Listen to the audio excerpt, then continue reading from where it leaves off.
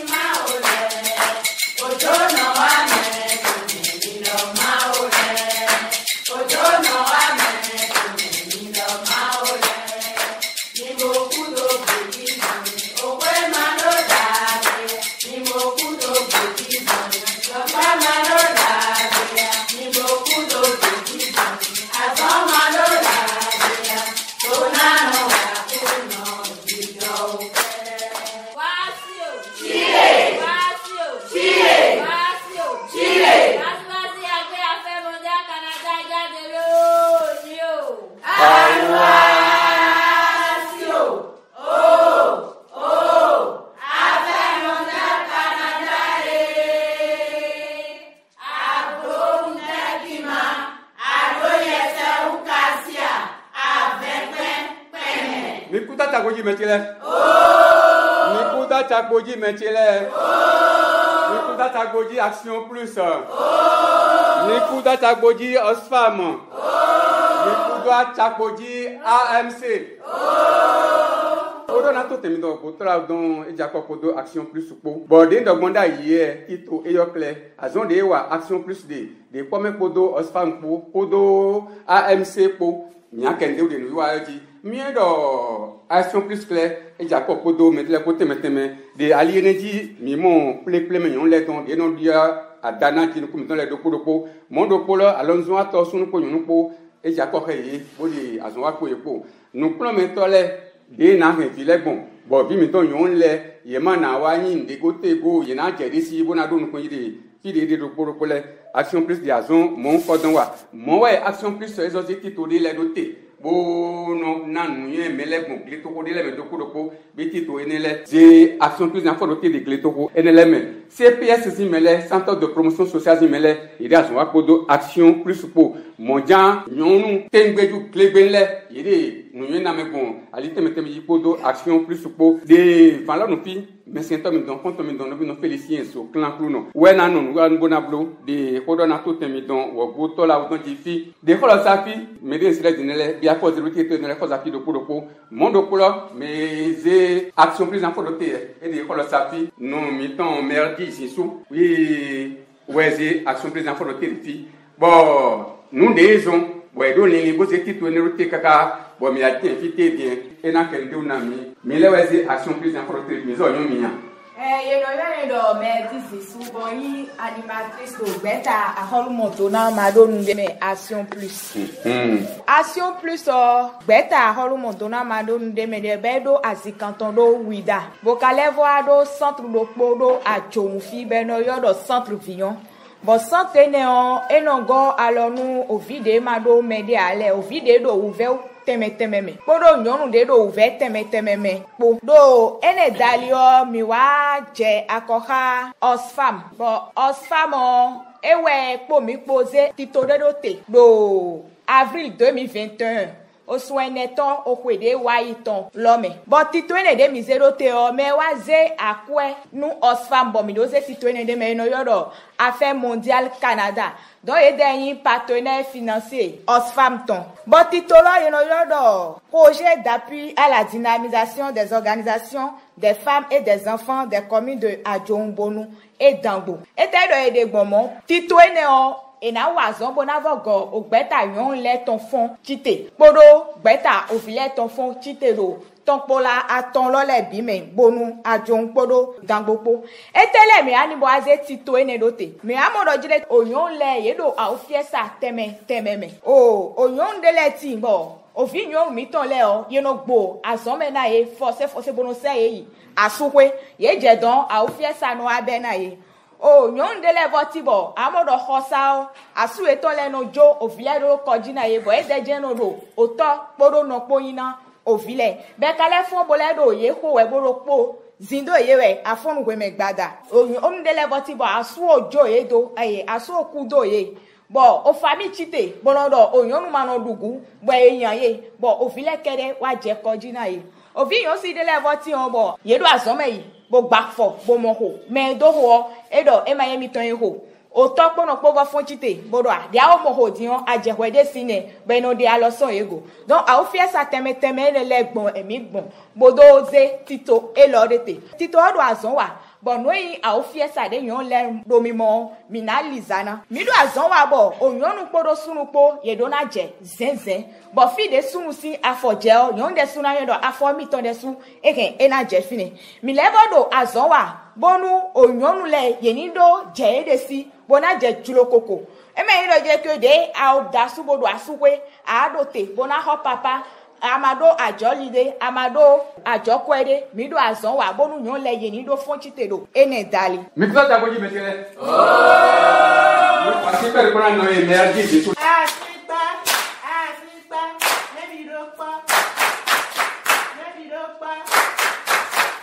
Africa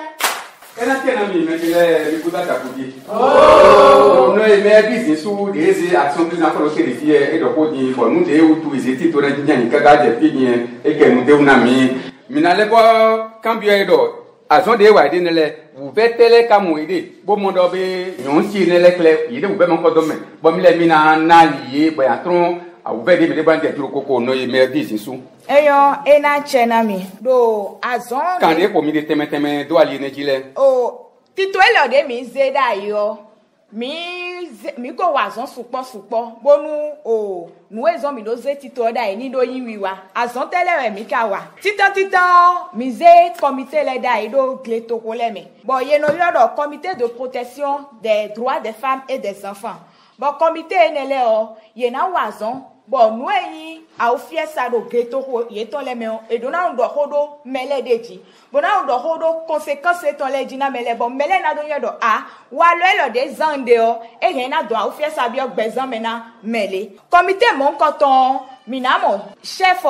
village do comité o me bona levo mo nyonu wa we o vi nyon si do po do maman do po ye me aton ele informer comité o bon CV weyin nu koto comité o ton bon azode ye ton e weyin do jile ke do osu do pomeon ye do nano plonu mele do walo dagbede ye na zanji bonano de alikle mele ni mede do ofie sa teme me on fite e kana yi bonai do ho bonu ye ni do mo alogo mi levo wazon devo mi blo formation nu merci de do o tonpola ton le bi me o collège mi ton lo le si merci mi blo formation na ye do o se de no home bonu no je ke a do a ofiesa na mena o vi de do élève to yo o se de na howe aze élève to bo so da o se de na howe a seulement de no blodo o village do poropo o se de siga howe bo nde de na blobo na do lizana nu mon koton do azon eton le me on me ablo formation do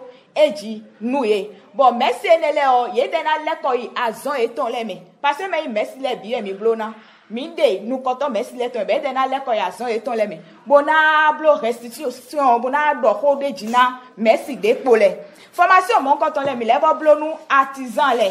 do artisan le mi se do je ke o village de do ho modion e so yi o merci le do ho do a artisan supo e we yi auteur ho ton donc me ablo formation mon koton nu ye tesu bode ai ton le do nleji o bade na hoye bonu ni edo walo mon koton dote mi aze azan ton dote bo ple leader religieux mi ton le agunga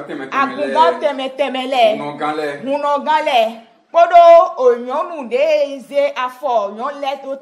ton dote do topola aton le bi me mi ple me bi me ne le bi do po bo ani tamedo onu edo jijo kaka bo kaka jetiyon onyon level po a ofiesa me etele ezon bo medo po iho bodo bo level de nu eton nde mi na blo bo mi na do lizana enelebi mi level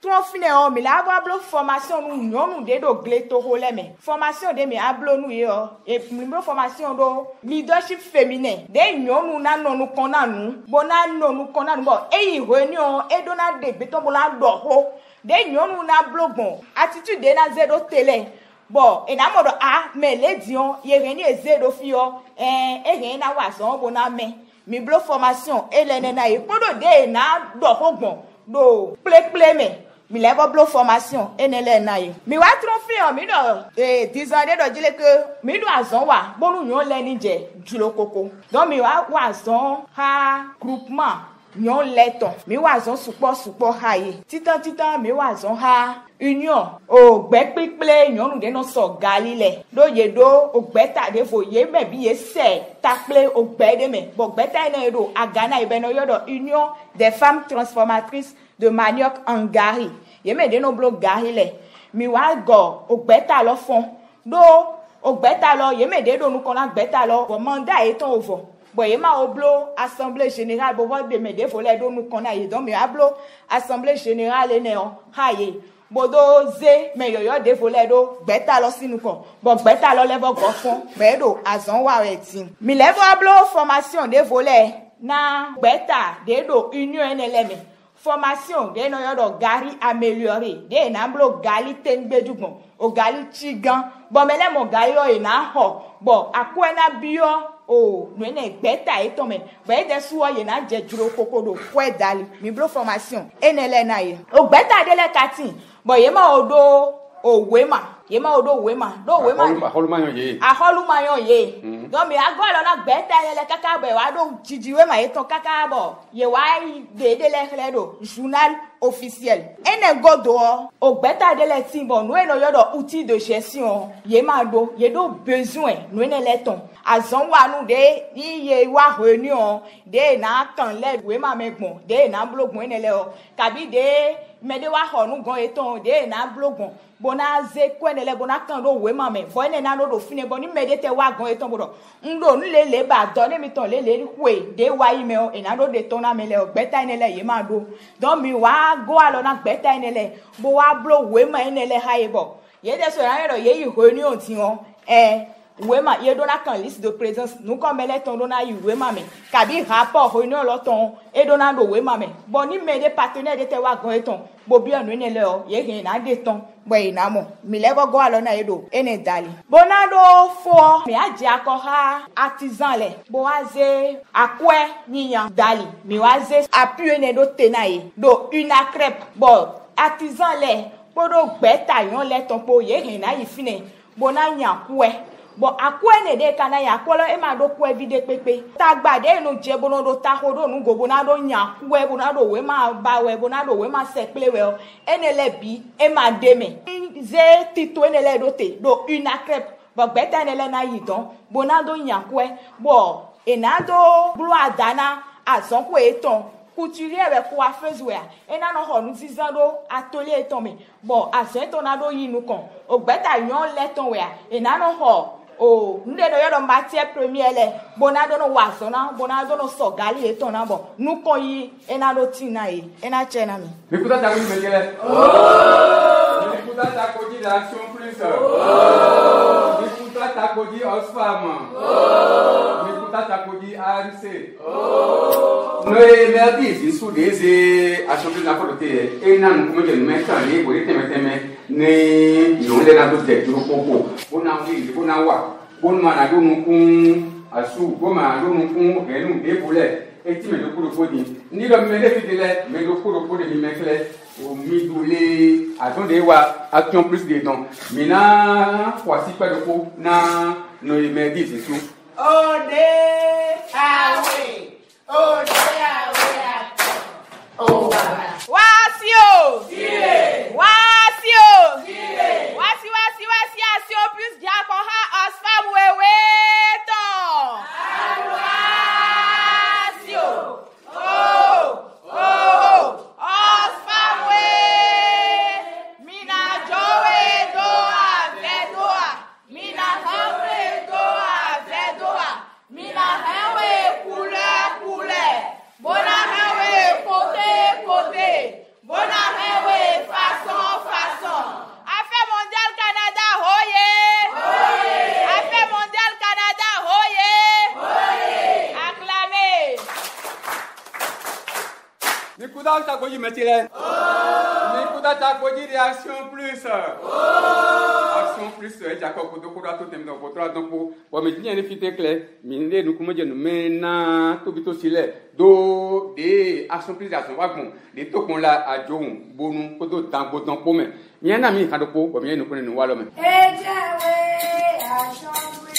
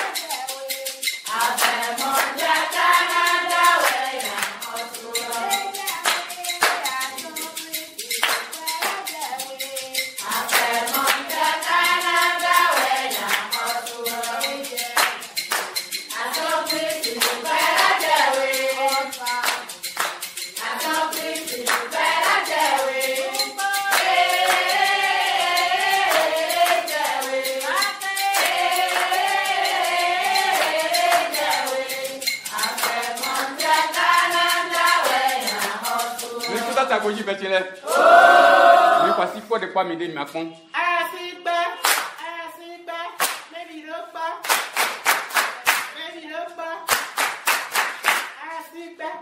De no e me di sin su e yiko din we di aso ti na folo ke ri e do mi de ti to de la jinjan yin bon klito ko leme bo ye le we yin apo ti ro ke to e mi ton de klito ko leme bo comme gan le we yin onu konto na ti to mon ko don le me de le ga de fidi bo ye le iwe no ko no ti to ne le wu na no se po no e yo bo de ya no wa mo de klito ko leme e na ke do ano ye ne mi de bo Il est gagné. mais so nyomia Non, il danse mal. Sans zungetan.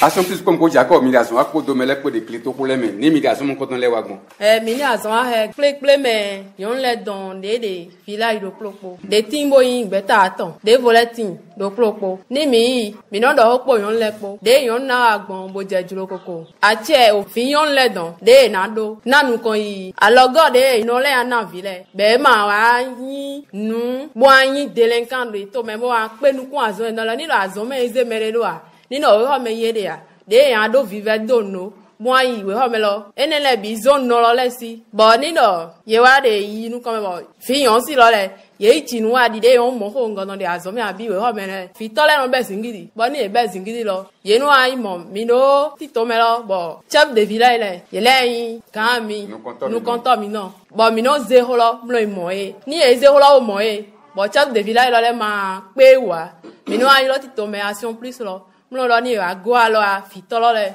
nanu kon yi filole don mi fini comme donc ye non yilo mi no dans sous mat mi ko ati pe de ko na no e dans sous mat Ode awe. Oh, o mundo e mai no e dans sous kere we tito mon ko don me o me de vodifi bo de tito mon ko don me ga ano e ne mi de bon Diana yin se fasin Beatrice Bozon a Chavita. Bon mi no wa zon piple yon gbele ton. Bon mi do gbeta ton mi no gbon e kon. Mi do kai do po ni mi gbeta le. Bo do khopo epo. Mi no kan. ason de mi wa ko e ko Mi no kan do kai lo mi. Mi no dona e do. De na wa gbon. Bon yon si e ma na su vi gang. e ma mo wo ve Mi no do khopo e ma epo. to ya na nyonu le mi no ken do ko ne le wu Mi no kan do kai. De azan le mi no wa le. mi le fini comme donc No yin fasin Beatrice. mi ko si pe de ko na no e fatin Beatrice na mi Asipe. Maybe dopa. Asipe. mi ko data ko ji mejele mi ko data ko ji action plus mi ko data ko ji de Osfam mi ko data ko ji AMC o mi na don se po nu kun me tole do action plus Jacob ko do ye po bo ko ye ple bo na ye nu ye do nu ye ji bo bi mi ton yonu de ko me ile ne na he gun tele na do na ye bo de so ko me nu yan no yi ko mo go e ma yin do yan se ale confide ka vi o meto ma na fonu ko me kle yan se confide o nu mo ko don kle action plus o kan don ko to nu prometto le ko o nu prometto do ko ti bo mi ana ko bo de ya so wa gun ye na do na mi ano ye ne mi de gbon Mi ganji. mbokuto ilosebo wa Oh. mi kuto chakoji Aha. mi zo yo mi No yin hunu kon Sophie. Boyi merci nous promettons le Serge un dango. bo action plus Jacob kuto mi po bo ilo mi bo na mi nu yen de le bo de ya ke bi mi do yon le gbon mi no ko kande wu Action plus wa Serge obo ple mi si susu. Bo pron nu mi gando de minando hopo vinyonu le po vinyonu de do ho men wale de mi ando hopo epo be na fan we ho me ton do bo de mi an blog bo Messi de do mi chinchin le o to de ye ma do ko ke vile ganu Messi ma do na do hopo vieton Messi ma do na ho me vi po ye wa bo ado ho de ji hemi bo de ye do ho de ji hemi ye igodo o mi lo sule wa play Messi gbe mi ton de ma wale bo time hode dole dile semba de bona ko Messi de na do ko ke vieton de na do ko ke azume vieton semba de bona ko ele o mi donu ye bodo vile de so vinyon le do ko mi to mele o ni mi iku bo mi bloku o je pere mi no no te mo plonu viene le walo de viene le do na zan bo professeur de do ko nu ye me do me gon ya wa mo adona mi créer confiance ne do fion le jide do me do fion we ne le po mi me yonu de do azolo me le po bo vile o ni do jinle ko me de pepe ro ko yan do nu ye me si we ro ko yan do nu ya lo we o me vi gbe ito we ro ko yan do nu ye o me ye do na don se po clé un bo ya o ze do na bo ko de mantin me si o de suna te tu no fi o je we ya ye no blow ne le bo mi de don tu de mi na don se po me si alo de mi na don se po gan mi ton le bo ye lo su le yan do ko de mo file na mo te ya so me ganji o so de so mi bo mi do wi wa o ne ano mi no prometo le clé mi ga de kan ko bo nyonu do ko vile an je churu ko bo na nyodo mi na mi de du ko ma ganji do mino do ko nu ya venir eton dinwe do na préparer donc vi nyonu ene le o ye vire bo yin vive be no do ko do nu ye do ko do ene ko do po ene lo de kwegbe ya eno kwede kwegbe wa zo mo vile no do wa lo nyanya ho we da zo me donc ene o mi no zinu deji nu vile wa lo de na hu bodo so ye de su na ti mi lo su le don bona de juro ko ma indo jinle ka asuma na e magandu o mi no play em no do ko ne o po epo mi frère mi comme no yin ku nu kon Sophie mi ko pere ko na no e ku nu ko Sophie na Ode ato. Oh. mi ku ta ko yi mesele mi ku ta ko ji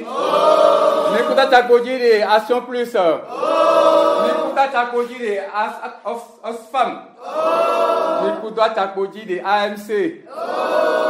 oh Action Plus de kan ni le ko de nous promettons o comme ni simi no tanko to no konton e dogmo tin be kan ni de Action Plus de ti bo chakan ko do nous promettons ni le ko e na son o vi mi don le clé e na do ji de do mede le wo bon nu afo yen ali di clé e na depo we so bo Action Plus de kan mon ko don le ko o mo ja Action Plus e zo play mede yin sinsin gun gan temetemele ohun no gan le ye ku ino le ma ko do to le nyonu asuka le play bo kan temeteme de Action Plus ki wo po epo e we so bo mi na don se po no ido po ifi dede wo no kan bon po do Action Plus po e na do ano ne mi de bon Nde ganji mboku de o di o eno iro mi do alamu ye nu kun me na de adodo ye yilo mi play bo mi wa bo eze ko de yan teji ye do mi akenu de mero klopo edo nu yo enu gbo kawe ye do ye ho kankaka bo yon na lehu nyonu di o hoyo no die nyonu nu vodewu nyonu nu konto bo ni fide de ai sinsin de bo me bi sin ayen nyonu fodo na no flen ye do e de kan ho bo ni e kan no zan ye no do e ho yon de ye gble awu yon de nu kon yi lo ma so tin bo eno mo do mlo ben egbe ti mo de ha mi ton me an bo mi me bi no bo mi na klon teme nde de jijo we ho le me de no ze gan udo di o wa inu konto we ho yo meton di o sin alo me metru di ai professeur le sin nu konto di ai fi le sin nu konto ye no ze kan we ne do mo lo mo fi mi ton yo si pevi le mo lo gbidi ye mo lo do ho he mo lo he gbezan e ton gbele ene lo e ton susu de gbe lo gbe ye ro ni mi so aje asan ho sa lo mi no mo nu mo nko le bodin de mi wa le ta me bo ple ko ene ro po me de pe ma do ejijo ma ye do je ma de po ye do je ma de po bo mi wa de wunle witan bo do alo te mi adu na din bo ko ene ase aforo godo bo mi ado se aforo godo eton me ro klopo wa ya son eton agungan le do mlo ni mi je agun le medin mi ano itande bo ano ke ndo ko ene wu bo mi aso ple me de le ro don nu kumonu centre fiyon ton mi ado nu kumonu mi ye ton do agumi ton le me bo ni gan lo wa ho e ya no plonu fi pe vie ne le we ho me video agume le ya de yan blogbon bo ma he mi wa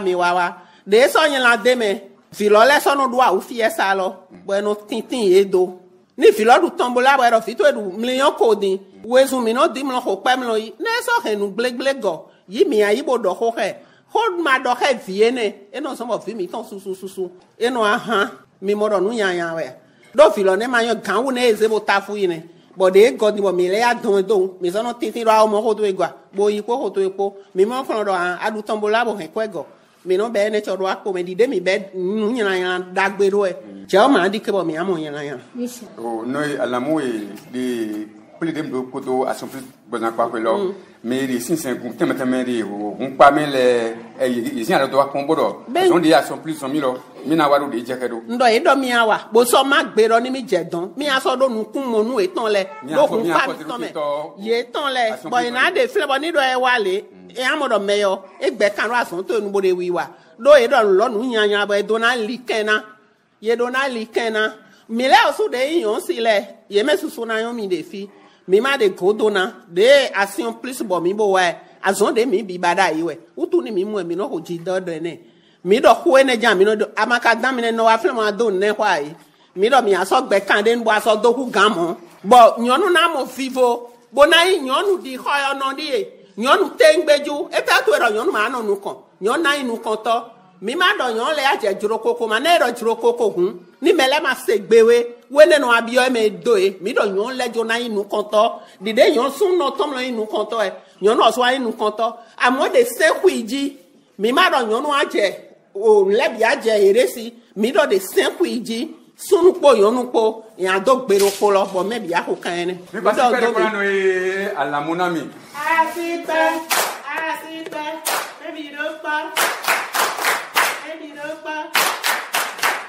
asipe mi kuda ta boji metile mi kuda ta boji de action plus mi kuda ta boji osfam mi kuda ta boji ANC mi mo ko de no e alamu e do tian e kle do be melebi we de ta do nu wa lo me bodo action plus po bona wa so lo de je kegun bo yun le na je ide si bona yun do be temi do me kle mi je pide mi na zialo bon de ko de flen ba se pe mi to eji modo ko action plus e ja ko bodo azon pe akolu don de no ko no ko ke no ko rondo dama go me fide CPS les centres de promotion sociale bon à force de to no le de ko ça fini mais enele kle be yo me ti de azon apodo action plus pour moi ye na do mi na si ato e ne mi de bon ntokanji mizo nyo mi ya yeno ilo mi do Ajibodo Arthur nyewe ni kanto centre social Dangoton amilo e pa tena azon pe donc ni no me très donc photo que no ko de Dango bon mi ja ko do action plus ja ko do action mi kade action wa gbon ko do action plus pour ato ni na do ko de na do adama chio na action plus na azon de to wa to o gbezan mele do ko to me na ze na no ilo do o bonde go awe de na do hona mi mama mi to hodo de mi do nyonu lesi ho nyonu ni do nyonu e hanto ndeme mamo etipo de jeno hanto o nson me do ena via udo nson mo koto ni do vivi nyonu lo de kan ni do temene ne ino atafo che to jito ko le po ko de nu yenu akutu la mene bo na do ovel la mene to ko de le nu amo yenu so no abasiete yenu so atelier to ganu bo gbedo mene le di yena tikwe bo na dunu bo na do gwa loto na me to ko to me eno via udo ete to o sunu le ndo eyo ni de kankanso me ni do mima do ama basi ndele amana basi enele lo so ache nyon le ton e to afosun de jibo mimo do action plus to a lieu ne ji eno play nyon le blon plon nu ye ni do nu wa je mo we de nu na we do na basi do ho te we do na huhu bo na mote no do supwe na ye be na mote no do na do podo ye po mo do polo nyon le ka so to flen ye do na mo alogona meto to nu de ye na waleme akwede na nya na ye temeteme o alode na gona ye temeteme na ni do flanpo ni eton flanpo enu monda yi e na mo so do inu ko me do flanpo na lezun do awe na lezun kondo po ene ni asute ze de jo to home ilo so na de eton do o problem to tite o to kla to tite to we do leme etewezon o papa zewa ma ho timati papa zewa ma ho takin papa zewa ma ho je mama bo Caroline Martin ni do nyonu lo ka gwa lo ne bo lo so te mo pe de blon se te me mamodo a FIFA na ti to kun do me ni FIFA ka ti to kun do me me no do ale ton le de vodier we yin o file ne lo na so ya pa ni kwebo o na no irodo action plus to action ton wa kodo mi po do o file to flen de mamo do ko ton le do a che ovito yokpovu edo nde na du ovito yokpovu edo klon de na ne ovito yokpovu edo o kondokpo de mejitre do na do podo viene po bo viene ma e ma do nde gotego bo mana yin gbeto jagoda to te mama ovito flen lo su papa o wedenu video ya zon klon hosa kabi video e we ho me azon ganle kabi o we ho me de pacheto we ho me le yo lo sule etele e singa klo podo vi mon koton lepo mama ni mi ze vi yonu din par exemple ma ze konde godopo o ye ni je ladi nu de we bo ni do yonu ma je ko me ti tandi e juna je eno ble na en ko ete yunu e he bo ma do mo pon ni do nu mo ka juna jo eno je to fi de pe e singa jo to we o me e singa jo to aluje e singa jo to ahime mo ro ko lo singa jo to we donc a simple so a to di do me no aso to we o me le mais no plan vileto a son plan hosale ni nu mo ko ton wa jo de na no gbogbo do viene lepo dopo wa ko na do bayi mi ma moto sans social mi ton le mi no do peple de le to pe de lenu bo me de no pe nu kun yo po vule gobo igbeto nu kun deji le ye no do peple mo ko ton o sen lodo idon do peple mo ko ton lo to so atome e ko na je we de lenu bo nu de na bayi o le neto pe do po me you know about to hulawi e ba to hulawi te to ba hulawi ba ma ba hulene do o alizon kwelo no eno an pete to we lenu yen nyu do to dangbo enezon a son plus igual na mi wa holudo de awesi kweton a son plus yo na gwalo na mi bo mi na ba ide pole ba gwalo na mo mi do ba parce que le problème la voiture ya Djibodu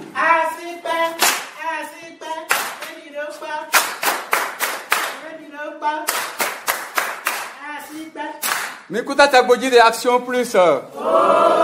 Nikuta Tchakoji. Mais là, Action à Djibodu, c'est à ce point, donc, nous pouvons nous peut-être donc nous pouvons dire tant que vous avez fait le téléphone. Mais nous pouvons nous la jeune fille, nous mettons, mais c'est deux filles au mais là, comme ils ont mis. Donc, il y a Olivier Biaou. Bon, nous pouvons nous peut-être nous pouvons dire à jeune fille. Centre de promotion sociale. Mais Jacob Podo Action Plus pour les canaux de micro à jeune fille. Des ganchés sans social. Dangoton kodo bondion mais no wazo aloda lome kodo Action Plus bobo noé kan vilewe nyonu dedo ouverte metememelewe Action Plus no go alon mi bo mais no wazo bon aliene lenu bene vidéo ouveme ko jemiji Action Plus no topo mi po ni vidéo ouveme bo mi moe bo mi yiro mi gon bo wazo de lehe bo eje haro mi na bio logo Action Plus ton do mi ma do fi de mi na ze vi mon coton do mi no ze me mon coton a do fi ba son fe no pe ko de o mo fi esa tele me de le gbo le no ye mo no jebo mi no a mo me de le bo ye mo no do me de ro to be gbato mon coton do fi gan hi ho lo meti bo mi mo me mon coton bo eyin me de bo go si awon li bo ka wa fi bo ye o ta fui bo ye o de me ple si awon li o ple ro ko me bo do khona bo esin hi ho kaka bo adogo na wai bon mais mon coton po vi okpo vu ma do pero popo do khome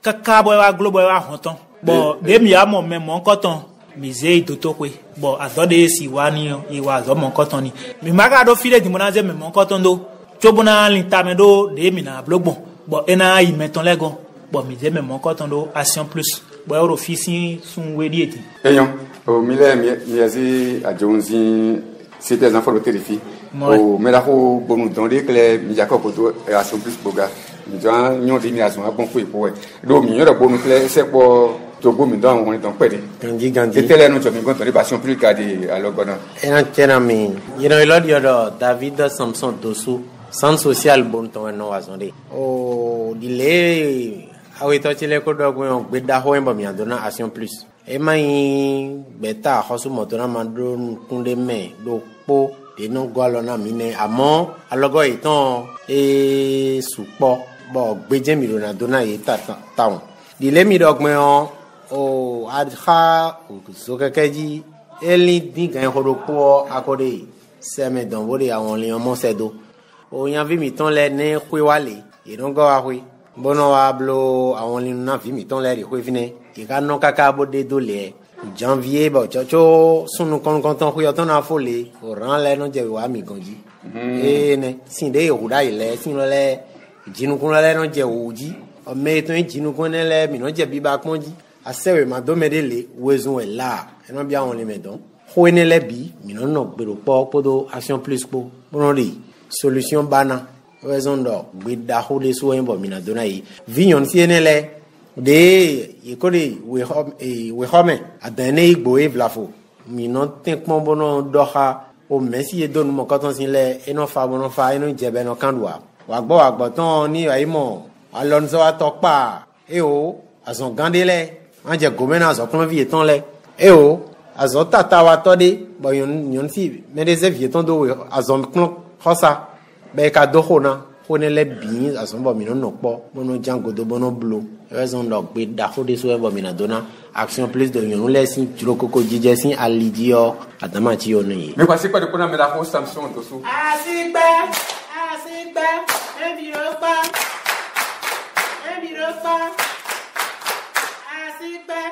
Victoire Taboji Metile.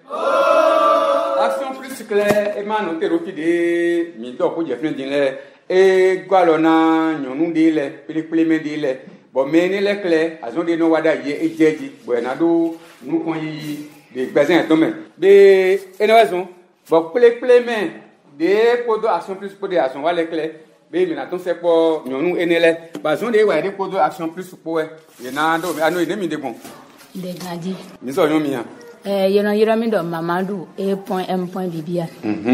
bon mi gbeta te mi de nzon gbeta mi on mi de me bon action plus Jacob ko do mi po e Jacob ko mi po action tele mi kono wa action plus Jacob ko do mi po a logo tele mi mo ko action plus na pa ko e ma logo e na asan wan mi bokale akpon nu mi de mi na blog mo gali de mi no blog na gali tengbeju e kpon nu mi deji gali tengbeju do da e han gali mi no so osanji gbi wi mi no yoro din ne no yoro sanji gbi wi on yoro gali fun don do but din don jolo din don jo gali tinga wi no yoro action plus wa e wa die lo pade vole do asia mi bone mi so bo amole nu mele sin ko an fe do bele kpon mi de mi na se gali ene de mi so mra blo gali olena be no yin gali babo ma khonde pe an fan to enu alors ko tele mi ga mo action plus na pa ko ano alors god mi mo e na mi machine de no li fi yen lo na bona mi agbango de mi na so na bolevo na mi machine de ji mi na bero bona fi yen e na nu enele mi bokale ananu yen to nu yen ji mi pataki e je da mi bo mi de jabi wutu mi de ku do na do ye ne ku do azon bo ku do alogo na me ne ma ka no te do fi no mi gbe ko de epo le bi o mi fi mi comme donc ye no yira mi do Mamadou A.M. Bibian bon 3 arrondissement chance à village do Baheme comme in cheno bon de action plus de famille do po mi do kono wa mi tron don bo afili kolo sa fi ni a chabuja egbejo din di do kono wa fi de mi dun yan le ko ye mi wa bo su pa san die ni ti to teme de le de bo action plus action wa ke nugbo ye me de pele teme le ye lo zu de fi bon mi na voton se po no e do ko ano e ne mi de bon wada face no yin wada felicite wa so temi no wa kwa fezen kwa fezu wen ko alonso ato ewe àmọ́ kuno peta gali tome de fite so agbata ngun ajisa ya gbada ngun ajisa bon alogo temi mo bon action plus na pa ko ya san plus wa ego alon mita ena mi mo de no lina bona mi nu finyomo bona mi nde no mi na so na le bo akun mi de mi aso gali logbon de mi ablo ole no logbon gali teme de mi aso gbon le bi e kun nu mi so ba action plus na wa clear ni mi no so gali no gbon de mi no so gbon da yo hangali mi no so de no hia ko hia mi no so mi fi mi ko mi don wada felicite eyon o ti to teme de vle de ko la safi bo mi na voton se po no e ano e ne mi de bon nde ganji mi so yon mi an no yin o se ni elenu son apadanu gbeta waina tome gali mi no so mi o de gali so chubo ba je ko pota so plus ka yi o aso plus gali so yan mi o lo gali so wa gali mo te mi no so dai o de mi no ho ni egba mo mi an wele mi no don hia kokoro nga gbon ji mi abebo isa e ga do azon mele e kan mi bo de action plus wa lo egbe do nu mo nkan ton mayon mi do su ka mo lo e mayon lo nugbo dai ni anu abe palu vile na be ho me avant gbonde nle gbonde ene le bi action plus gbe bupo formation etan le po edo alote na alogo tem le mo le action plus na pa we mi mo alogo ta de o gbeta mi ton mi o do kule le yon gbeta de on so ga ile la yi bo mi no yin bo mi form union lo maka yin de bonote taidi ye kule dal ma be atindo glona we kan de pepe le je hon yin ga be kwan de action plus a e ma yon mo e fon mi tite dal mi ton le mi mo an do ye do poto na bodo na kule ganji po si ma fo po bo e fon mi tite we ma le mi ma do le la yi mi fon tite bodo we ma le igual wa mi union mi ton vo note gbeta mi ton ma pe uda ibo dio ganle gan hocho ma dio igual wa mi bo mi dio yi be ali mu ko ton ji mi je triple declare mi do jiju ma gbe mi don ganji mi do we ma mi do jiju ma mi do journal officiel igual wa mi bo aholu yan mi gbon alile binu we ma de ba gbeta le gari na do wo action pc de mi de bo mi do bi to gan he mi kwa si pere kuna no yi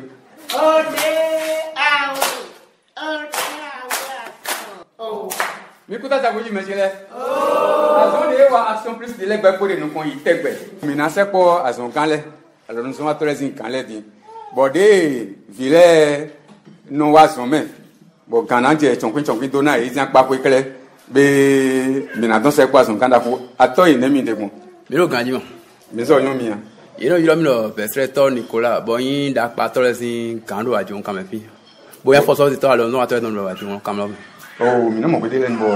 ason plan vide le ason me wa donc les non sont kan yi don ye yon si bo ne wa so me mo ko je to kanji ne kan baro mi ato e kon we kan ma ya nu so e ma ko ya mo ko don ne mi kan le mi nu pe nu kun te ogun ho nu bo e mi u gan le mi no di do ka bo de mi ka di do ka mi no deu amo de action plus wa nu kun mo je nu go pere e wa tin do nu e me nu de apon e weekend no zan ka yi vivo nu wa ye no voro nu ye do nu ye ji nu ye mi le mi pon wa ye ene ho nu ye ho e mais action plus wa gwa lo na mi bo nu ye wa je nu ye ji bo mi wa nyon ni no me de mi asinga ha azon fi mi tere gbon lo da yo mi le mi no ze vide yin vi mi ton azon fi bo azon plan mi ko le mi no ze do blo asina do mi no modo mi we pa che na yi mi we na yin bi na yi bo mi no vendre nu ko mi vane bo no yi vi lo le mo ze do basi asina egbezin azanji yo mi va tron c'est flou mon code mais parce que walo ene le magnon oui nous a dit à son vidéo bolo ko do à son vie et d'abord à son code c'est igodo ouais donc 5 yen timbo ko mon collé ma bodo wal mon collé wudimba bon quand équation plus ba l'énergie bon mi calé mi a pe nous compte filo plan son ikanji pour ma nido su passer poser ko na tie nous kon action plus d'action de le wa ban l'énergie action de wa action plus de ekple el bio mi u kan le do ne mi ni yiro action vie mi to le nem bon mi yiro action vie le bise bon plan na formation do vi mon collègue bo tu me na vi lo le mi kuta ta boji mesele mi kuta ta boji d'action plus mi kuta ta boji de Osfam mi kuta ta boji na leko yi no ye avototo legon bo le na kenu do dagbede action plus de wa gbon pa de bu le pe ye ran kenu to na ga iton de clé na don se po no idopo de fi do action plus e gba lo na ye le bo de no blow we ma do gbon na ti to do podopo we yi nu yen mo nko don ano yi ne mi de kun mi ro ganji ma mi so yon mi ya mi na yo mi chere mi ko mi don e no yiro mi do enu yo Julien mais susu ko do madame kanji nu fa chere gbe kaka ni che we nu ne mi ton bo ntoro gbeta gbe okuro ton me o mi ja ko potation plus po o mi ja ko potation plus po ason tele mi ga gba potation plus lo po mi le mi no nglo don ma ya o mo o accomplice sin you wa but ma wa de ye pe mi but wa se fufu wa le do be ro ke to ho be gbon bro pi ple me yon le ton ba bo ammo mi bo mi ammo yo se bo ho fa e be yi mi ah ro ka e mi do le mi ni se mi ni pon bo mi wa se ka e mi ton wo se jo bo nu bi do wulu be do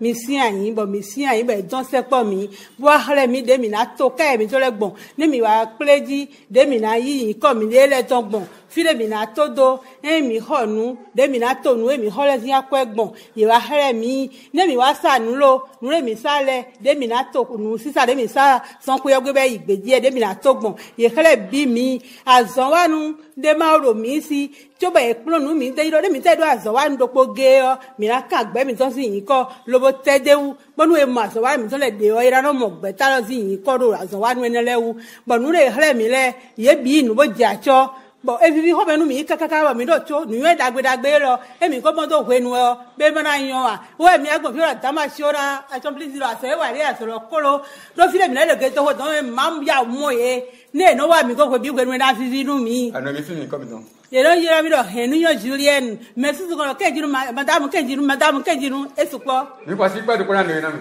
si pe me bi ro pa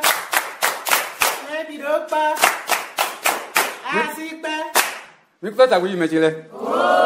mi ko ta chapoji action plus mi ko ta chapoji Osfam mi ko ta chapoji AMC on don na le ko yi no e aboto to do pogon o do ko san de tinda yi ko de le ka ko bo ezo alo tene bro mi akendo ko mo ko don lewu ano e o action plus e no yakwe na mi bo mi do mi yakwe akwe ne mi no sugun ne mi ka sulo ne kono etero je ko dona e a chanu mi action ko mi don no yi do chan ebu couturière yim donc action plus ni akwe mi pepe akwe e to ma do po vi si akwe e to ma do po vi mo e yin akwe mi ye ma do nu mi ni ze pe bodo dunna bodo kwa vona akwe elevolo adagbulo bon mi lo nu temetele wa na si gbon akwe lo si côté gbon action plus ta lo go mi levo yi lo vi eton le de ma do mende bolo yi gonle bolevo yi do azo yi eton le bolevo yi do azo mi ton le me bona pon ye azo sans mai loi polo action plus sans mai contrat de pepe l'action plus si mais mi me taele mi o lo gbe si so me bona yi vi eton le loi télé mi ton sans mai contrat loi polo yesi mi ko si pe de ko na no na mi si pe me bi ro pa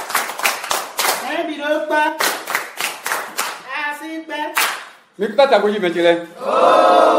mi na wa bi bonu nu wi wa e yo don de action plus fi so femme zin akpakwe bodo AMC tin ti to le pozi nu wi wa le ji fi cho mi kana wa bon kle na do mi do bi a chapoji yo de mi do to din be ko da to tem do bo to la don 107.8 we ja ko bodo action plus po bo mi to yin wa e yo bloto bon action plus quand de ko de teme ne nyon le na je juru koko bona nyon de wa bo mana do nu fun me de we wa ko de je ko do mele ko teme azon de wa de ko do alonu zo ato le ko we anu fun me to le ko we a o hunguno gan sinsin gungan le ko do me teme de le ko we be mi mon ku jawde nu wa de nya takoje amedin mi nana ko no mi ton merdi sisu e yeweze action plus na protéripi bon ena do ku kleunde to mi na tondo nu wi walo ano yi na le ko wa kon to bo mi na ko klede na mi eyo ena chena mi kaka me chele mi kuru achapoji mi kuru achapoji eyo ndogbe mi me ropo tita ona dogbe Osfam podo AMC po do e de zombo azon lo le bio mi wa ye de me fu mi si wa zo lo le a mi dogbe ye trala bokale vodo gbe do omeri topola ton le biton ajo nbonu tangbo do yelevo go alo nu mi bo po alo gola nu mi do azon le dali mi le kale vo gbe do we na CPSC me de do filele bodo di donu ye do akode mi je do po akọ na inu kon kaka bo azon de wa mi de o azon na yi inu kon bonde ba mi de bodo zi azon lo da yo no le ekodo do jijeme me ela levo nyo deji mi levo do gbedo gbeta do podopo de do filele bodo ena chena mi kaka mi kwasi kwa de kuna no e merdi si su le zi aso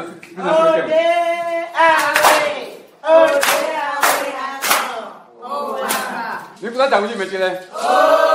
mi kuda chakoji action plus e jako ko do ko da to tem do botra don po bo me senta mi don konto mi don no vi mi don félicien zo clan clono e no chakoji onu bo blo agba bi bonu mi telomen ni mo no mi ton merdi sisu podo Christelle Tapako menele yeyi azwato do po de action plus Sophie bon yele we no tito lenu bono zero atedi bon mi no wa son kodo ye po e na tena de ko mi eyi we de bonu àwọn afọ mi ande Àwọn afọmílàdé mílàdé action plus àpò. Míláyọ̀ àwọn afọmílàdé.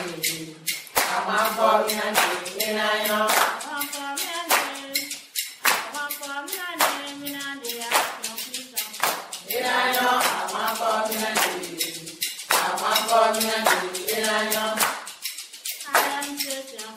Era